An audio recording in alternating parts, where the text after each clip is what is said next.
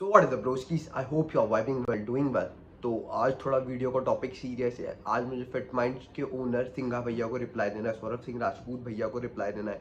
जो मैंने उनका एक पावर लिफ्टिंग मीट का व्लॉग देखा, वो मुझे बहुत बुरा लगा। उन्होंने पावर लिफ्टिंग को कितनी क्रिटिसाइज करा है। एक कंस्ट्रक्टिव क्रिटिसिज्म होता है और एक नेगेटिव क्रिटिसिज्म होता है। उन्होंने को लगा नेगेटिव क्रिटिसिज्म ज़्यादा करा है यार। तो पहले वीडियो क्लिपिंग देख के आओ, फिर अपन बात करते को हैं। थोड़ा प्रॉब्लम है पावर लिफ्टिंग कॉम्पिटिशन से कि रात के 1 2 3 बजे आप ही बताओ डेडलिफ्ट्स कैसे कोई परफॉर्म करेगा अपने बेस्ट पे। तो थोड़ा ऑर्गेनाइज होना चाहिए, थोड़ा टाइम होना चाहिए। और एक और ये भी प्रॉब्लम है कि कैश प्राइस नहीं होता। क्यों नहीं होता? मतलब 1000 1200 1500 रुपये एंट्री फीस देते हैं, तो कैश प्राइस कुछ तो मिलना चाहिए। और 1000 2000 कैश प्राइस नहीं होना चाहिए, कम से कम 15 20 कुछ तो होना चाहिए। इतने लोग पार्टिसिपेट करते हैं बॉडी बिल्डिंग शोज़ में। मैं जाता हूँ, मैं देखता हूँ 20,000 25,000 30,000 40,000 प्राइज़ मनी होती है। उनको सपोर्ट किया जाता है, बहुत अच्छे से स्टेज बनाया जाता है। कब तक लड़ेंगे देखते हैं, पावर लिफ्टिंग के लिए भी लड़ेंगे। तो उसकी जैसे कि आपने वीडियो क्लिप देखी सिंघा भैया की, तो उसमें मुझे मेन 3 पॉइंट समझ में आए कि उन्होंने 3 पॉइंट का क्रिटिसिज्म है उनका। कि पहले कि पावर लिफ्टिंग कॉम्पिटिशन इतनी लेट क्यों चलते हैं, और जब उन्होंने 1000 रुपये एंट्री फीस पे करी तो उनको उस जैसा ट्रीटमेंट क्यों नहीं मिला। और थर्ड जो मेन कंसर्निंग पॉइंट है उनका कि वो कैश प्राइस क्यों नहीं मिलता है पावर लिफ्टिंग में एज बॉडी बिल्डिंग। ठीक है, तो पहले अपन बात करते हैं पहले पॉइंट के बारे में, जो कि है एट अ टाइम कंपटीशन ना स्टार्ट होना, या बहुत लेट लेट तक कंपटीशन चलना। अब मैं मेरे डिस्ट्रिक्ट की बात करता हूँ। मेरे डिस्ट्रिक्ट में रहता है वेइंग का टाइम 8 बजे। लोग उठ के वेइंग देने कब आते हैं? 10 10 11 11 12 बजे तक। ठीक है, कंपटीशन फिर 1 बजे स्टार्ट होती है। और अगर एक लिफ्टर को 3 मिनट भी दिए जाते हैं एक लिफ्ट परफॉर्म करने के लिए, तो ऐसी 9 लिफ्टर रहती एक लिफ्टर की। और अगर आप एक डिस्ट्रिक्ट में खेल रहे हैं तो 100 कॉम्पिटिटर रहते हैं। तो अब आप मल्टीप्लाई करके देख लीजिए कितना टाइम कंज्यूमिंग रहता है। फिर उसके ऊपर से प्राइज डिस्ट्रीब्यूशन, फिर उसके बाद से मेडल सेरेमनी वही, और फिर थोड़ा ब्रेक भी रहता है यार कि इंसान है, मशीन थोड़ी ना है। उसके बाद ठीक है, ये मेन चीज़ें हैं। और अगर कोई ऑर्गेनाइजर टाइम पे कंपटीशन चालू भी करवा देता है ना, तो लोग ही लेट उठ के आते हैं और फिर झगड़ा करने लगते हैं। मैंने पर्सनली ये चीज़ देखी कि लोग झगड़ा करने लगते हैं कि एक एक 1.5 घंटा तो लेट होता ही है, दूर से आते हैं भैया। तो देखो यार, इसमें ऑर्गेनाइजर की कोई गलती नहीं है, ना पावर लिफ्टिंग की गलती है। आप समझदार होना चाहिए कि आपको टाइम पाना चाहिए। अगर आपको 8 बजे का टाइम है तो आप 7 बजे से आके बैठ जाओ। मैं तो वैसे ही करता हूँ। और मुझे पता है कि एक जो ट्रू पावर लिफ्टर है ना, वो भी यही करता है कि टाइम खोटी ना करते हुए। ठीक है, और ये पॉइंट्स बहुत अननेसेसरी इनवैलिड है एक्सप्लेन करने के लिए भी। पर कुछ लोग हैं जो उनसे इन्फ्लुएंस हो जाएंगे सिंघा भैया से, और वो भी ऐसी क्रिटिसाइज करेंगे। इसलिए इतना गंद ना फैले, इसलिए मैं ये पॉइंट्स मैं आपको क्लियर कर रहा हूँ।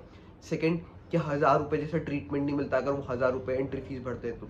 यार भैया, तुम होटल में आ रहे हो कोई, या होटल होटल जैसे कि आपको 1000 रुपये दिए तो 1000 रुपये जैसी सर्विस मिलेगी।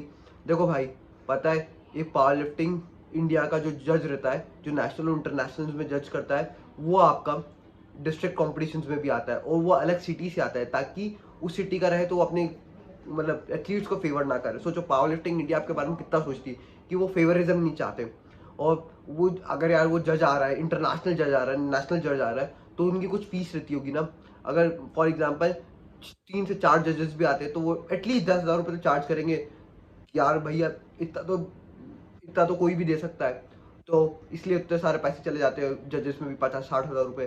फिर उसके अलावा रहता है जैसे ऑर्गेनाइजर्स का जो रेंट आउट करते हैं वो जगह, वो चीज़, फिर वो जो प्लेटें लाते हैं, फिर वो जो आपको बीच में इन मील बिटवीन जैसे वो कभी कभी कुछ स्नैक्स खाने के लिए देते हैं, उसमें पैसे देते हैं। ठीक है, और तीसरा और लास्ट पॉइंट है कि कैश प्राइस क्यों नहीं होता बॉडी बिल्डिंग जैसा। देखो, बॉडी बिल्डिंग में बहुत भर भर के स्पॉन्सर्ड है, पावर लिफ्टिंग में नहीं है। पावर लिफ्टिंग में है ही नहीं भाई।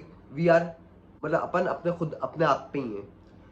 अपन खुद अपनी जिम्मेदारी है। वो देखो, आप उनको फीस पे करते हो, वो से ऑर्गेनाइजर्स ऑर्गेनाइज करवाते हैं ऑर्गेनाइजर्स। ठीक है, अगर अगर आपको इतना पावर लिफ्टिंग के लिए दीदा फड़कता है या दिल फड़कता है ना, धड़कता है, तो एक काम करो, आप पावर लिफ्टिंग की क्यों नहीं कैश प्राइस देते।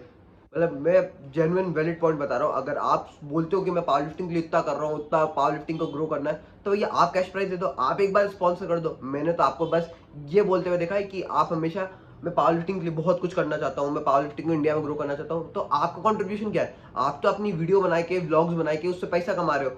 आप जैसे आपने बोला भी था कि आपको बहुत बड़े बड़े स्पॉन्सर्स मिले हुए हैं, या ऐसा मिला हुआ है, वैसा मिला हुआ है, तो आप क्यों, आपकी बहुत बड़ी बड़ी ब्रांड डील साइन हुई है, तो आप एक छोटा मोटा कंपटीशन ऑर्गेनाइज करवा के और स्पॉन्सर कर दो उस चीज़ को। आप क्यों नहीं कर सकते? ठीक है। और आप अगर मेरा जानना चाहते हो कि मैं कौन हूँ, तो ये फोटो वैलिड होगी 2017 की, व्हेन आई वाज 16, और अब 2022 चल रहा है, अब मैं शायद 21 या 20 साल का हूँ। तो आप खुद ही देख लो कि मैं पावर लिफ्टिंग कहाँ से देख के आया हूँ। और बॉडी बिल्डिंग का भी कोई इतना अच्छा स्कोप नहीं था। वो जो आफ्टर इंटरनेट रिवॉल्यूशन, लाइक जो 2016 के बाद से इंटरनेट की एक बूम आया है, उसके बाद से लोगों ने बॉडी बिल्डिंग को भी इतना महत्व देना चालू करा है। तो वही यार, बहुत बड़े बड़े पावर लिफ्टर्स भी हैं कि जो मतलब ज़्यादा कुछ बोलते ही नहीं है, बट एक उसके लिए करते। पता है, एक ऑनरेबल मेंशन मैं यहाँ करना चाहूँगा देवा खुले भाई का, कि उनको जब भी मैं क्वेरी पुटअप करता था ना उनसे इंस्टाग्राम पे, वो हमेशा रिप्लाई करते थे। वही, और अनिकेत कामरे जैसे भैया लोग हुए, वो हमेशा है ना मेरी क्वेरी को आंसर करते थे। वो होते हैं ट्रू पावर लिफ्टर। उनको भी बहुत टाइम हो गया खेलते हुए पावर लिफ्टिंग, बट उन्होंने कभी आज तक ऐसा क्रिटिसाइज नहीं करा है। वो खुद उनके वैलिड पॉइंट जानते हैं कि पावर लिफ्टिंग में इतना है। आई थिंक सिंघा भैया जो है वो 2-3 कंपटीशन खेल के नेशनल्स में पहुंच गए, तो इसलिए उनको तब नॉलेज नहीं होगा। तो आई थिंक आपको ये वीडियो हेल्पफुल लगा होगा और आपको एक पावर लिफ्टिंग के बारे में जानने के लिए मिला होगा। तो बस यार, मैं लाइक और सब्सक्राइब के लिए नहीं बोलूँगा, मैं किसी चीज़ के लिए नहीं बोलूँगा। बस अगर आपको ये वैलिड पॉइंट लगते हैं ना, तो ठीक है, बस यहीं पे वीडियो का एंड है। आई होप आपको अच्छी लगी हो।